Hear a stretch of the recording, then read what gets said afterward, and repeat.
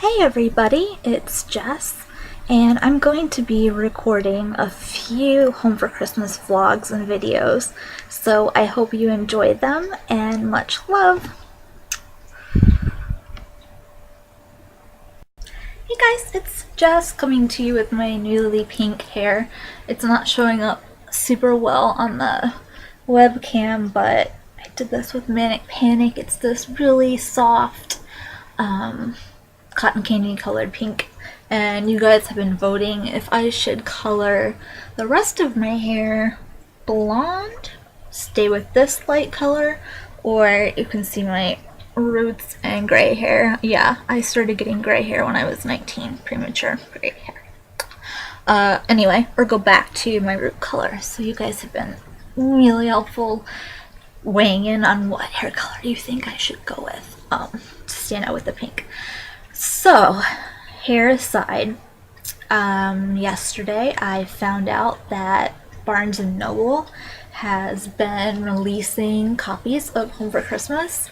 So if you have pre-ordered it from them, you should be getting it in like 2 to 3 days. And that means it may or may not be in stores. I'm really not sure. I'm going to call my local bookstore though and check and see.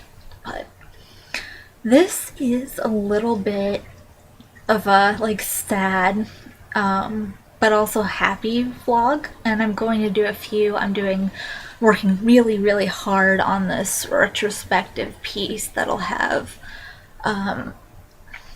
photos from the Canterwood shoots. It'll have photos of my journey from NaNoWriMo in 2006 to moving to New York, and kind of all the things that occurred, trying to keep it very brief, like under 2 minutes, so we'll see. All the things that occurred in the 7 years that I was writing Canterwood. It is very strange not to have, stranger than good, and in a bad way. It's very odd not to have a Canterwood book coming out, or to be talking about one, or to be doing anything Canterwood related. It's very strange for me. This started back in 2006 when I wrote Take the Reins for National Novel Writing Month, and you guys know the whole thing. I wrote it in 30 days and edited it and sold it the next May in 2007 to Simon & Schuster's Aladdin mix imprint, and it went to a really fab editor, Molly McGuire, who left SNS to pursue another career, and it was put in the hands as a request from editor K. So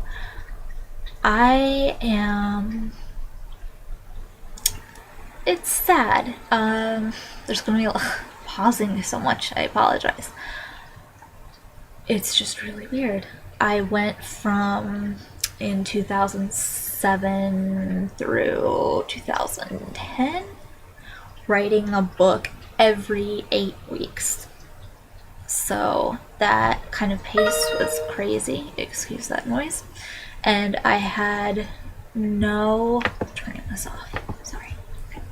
And I had no time to really think in between.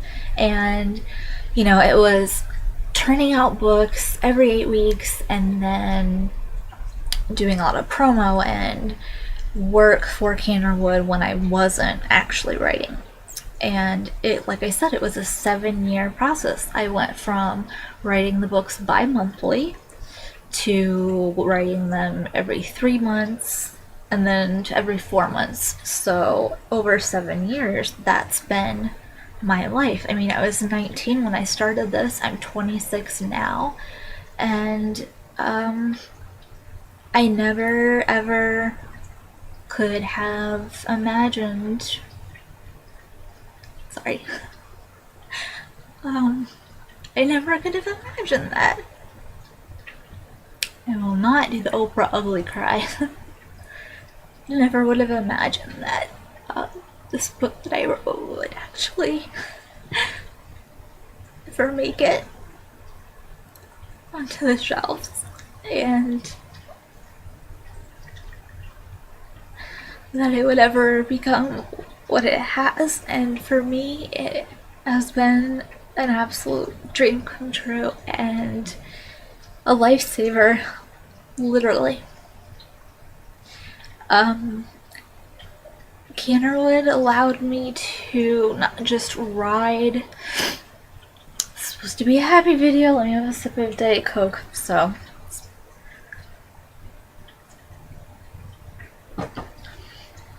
Canterwood allowed me to ride through Sasha and through Lauren and Callie and Heather and Julia and Allison and Eric and Jacob.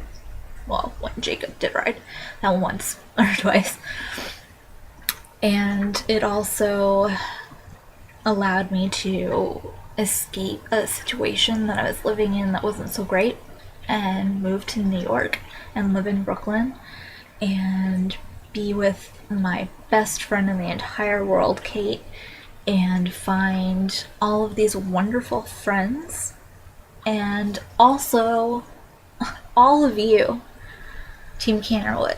You guys are everything to me. You are my family, and it's a wonderful family to have, and I am so lucky. And I think it was almost sort of like a mourning process, kind of going through grief stages of, oh, this is it.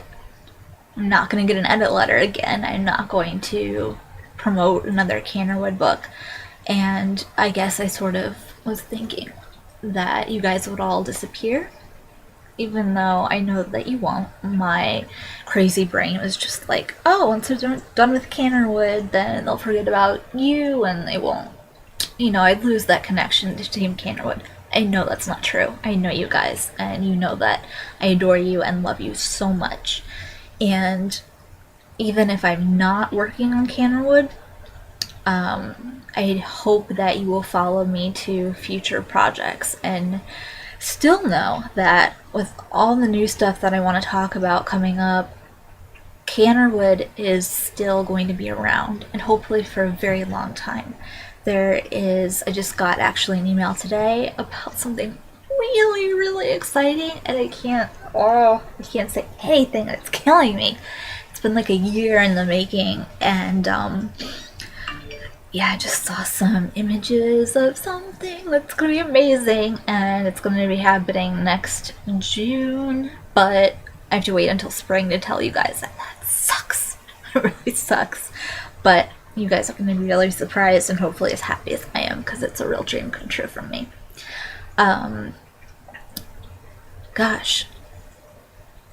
Team Canterwood, what can I say about you? You have made this process so worth it to me. I mean, you can see now I'm wearing, I won't flip around, but I'm wearing a brace for my tendon that's injured, and I wrote books on Kate's couch when I moved. I wrote books in my apartment when I had no furniture and I just moved here and didn't know anybody except for Kate and my other best friend Ross. And then it sort of, I was always writing Canterwood because I had to, and it was this very safe fallback net for me to kind of always have Sasha or Lauren or someone in that world that I could escape to, really, when I needed it. And I've talked about the Canterwood e-novellas, and that's going to be a separate vlog because I really don't want to focus on that right now in this vlog. I want to pay tribute to Home for Christmas, and I hope that you feel a sense of not like a bow tied up on the end of the series, but because I didn't want to end it that way. I didn't want to leave it where I said, okay, do an epilogue and say XYZ, Sasha is doing this and Lauren is doing this, and this is how it ends. Bam, end of story, done. Instead, what I wanted to do, and I hope that I did well, was leave it open-ended and leave it to you guys to use your imagination about where Sasha and Lauren and all of the Canterwood characters go from Home for Christmas. Because I didn't want to say, oh, this is the end, and Sasha breaks up with Jacob and finds a new boyfriend. I didn't want to do that. I wanted you guys to be able to kind of decide on your own what might happen. I have my own ideas, which is really strange, about what's happening with the characters. I guess that's not all too strange because I'm plotting out the novellas, which will take us into the future of Sasha and Lauren. But I hope, and I'm really scared, that you guys like Home for Christmas, because I put everything I had into it, and I wanted to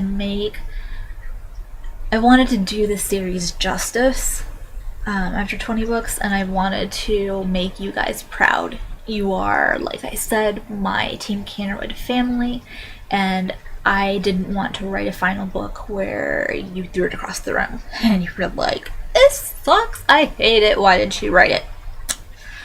So, like I said, this is the last one. And what's funny is I don't even have a complete set. Looking at my bookshelf of my own books, I am missing a couple, so I'm gonna have to hit up SNS and say send me some. But it all started,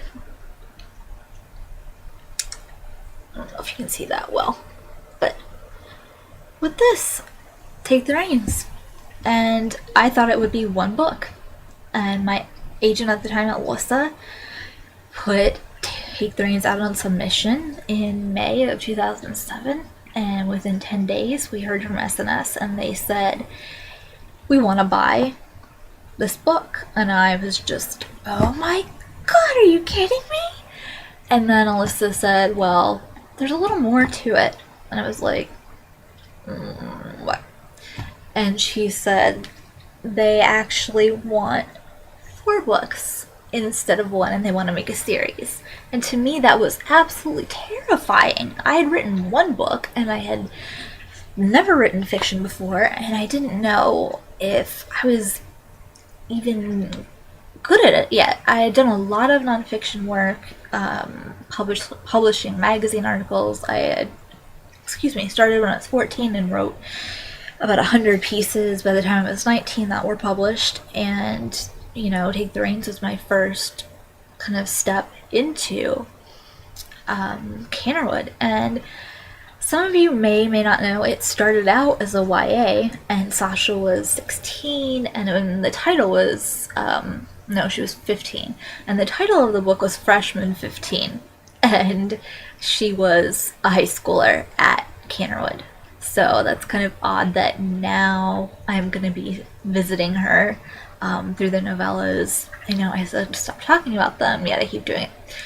Anyway, we'll get to see Sasha in high school. But it started with that 4-book deal, and it just grew. And Simon & Schuster has been incredible to me. They have, they had extended the series from 4, they kept buying them in sets of 4, all the way up to 20.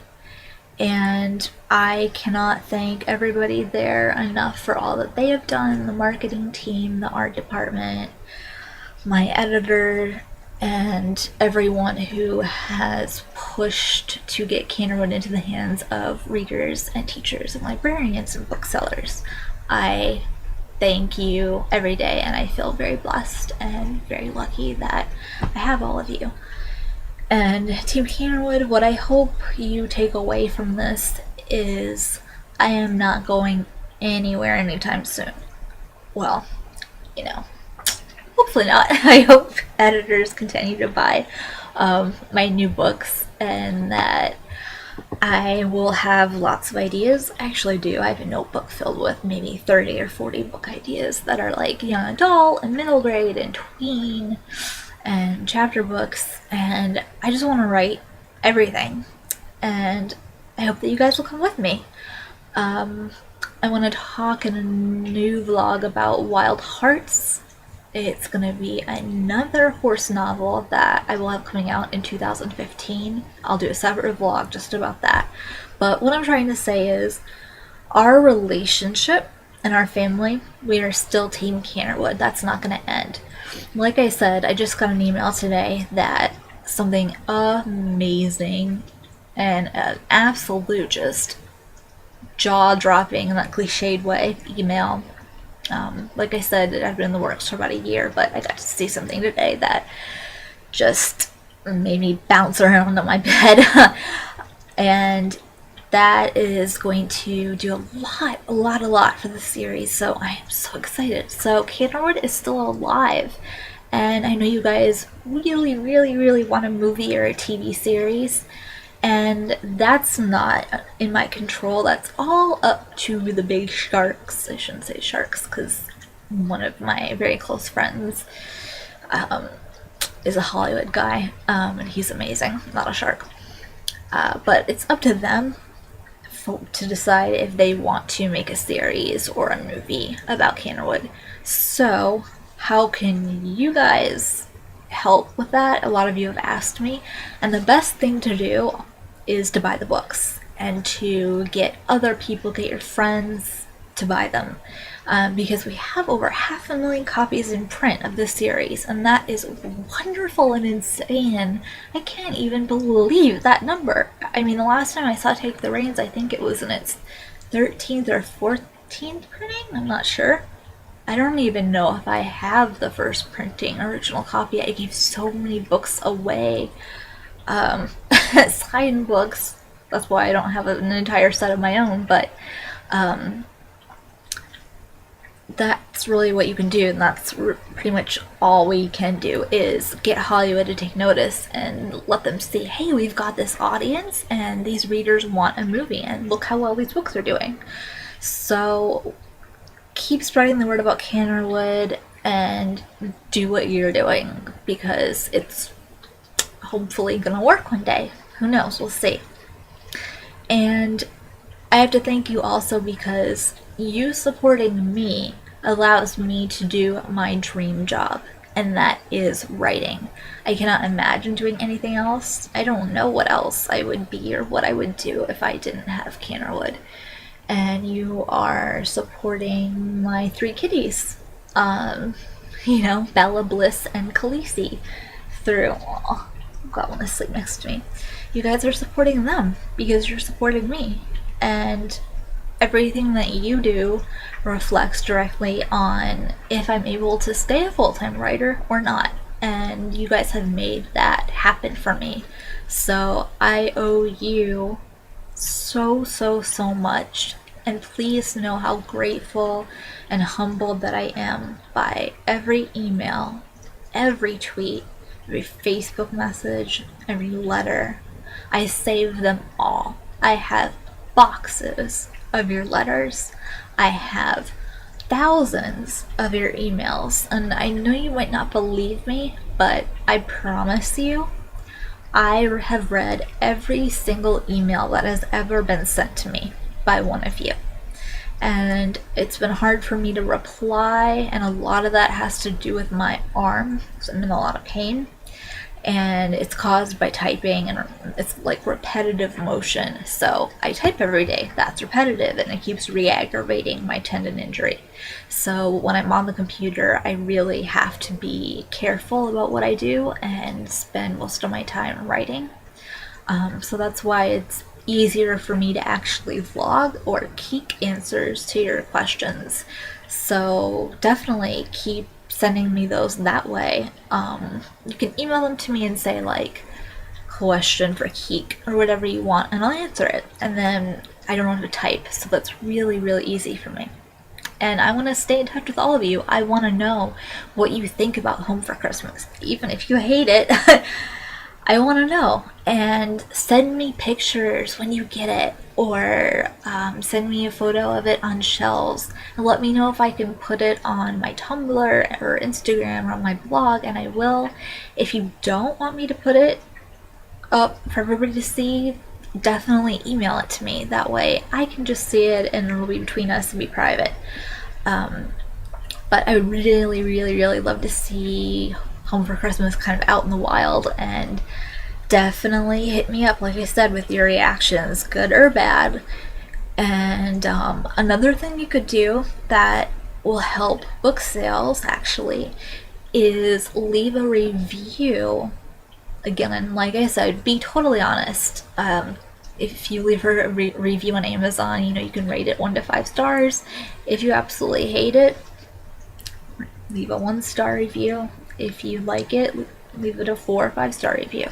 Those reviews actually help other people when they go to look for a book, and if they see it as good reviews, it might encourage them to buy it.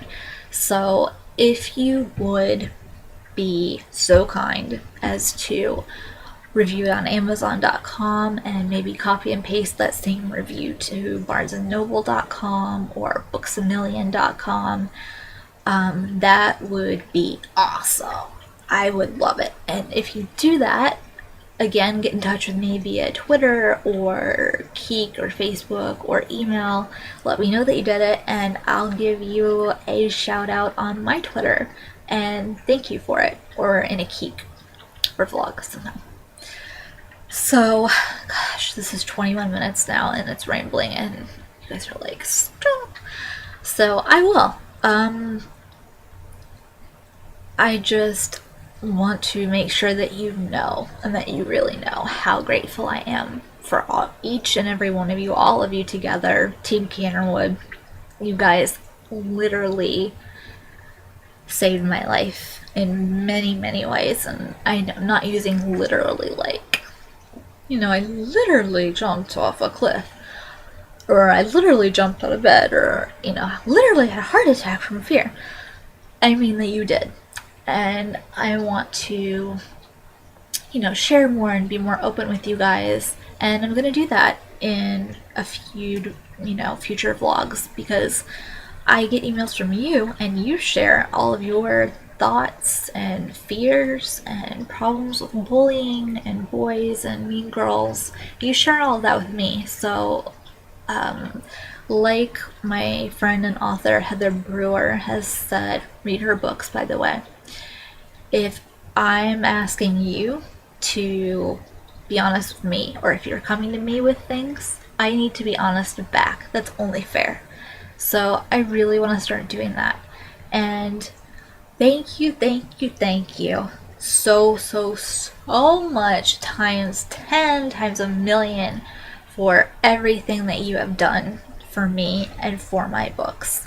I will be doing a vlog when I start to get reactions about Home for Christmas, and even though I almost got kicked out for doing it once, I will sneak into Park Slopes Barnes & Noble when it's on shelves and try to do a vlog from there. I love you all. I hope that you have a very, very, very wonderful holiday, whatever holiday you participate in, and have a very good break from school. And I will be around as always, and this is not the end. It's only the beginning of a new chapter. So I love you again very much.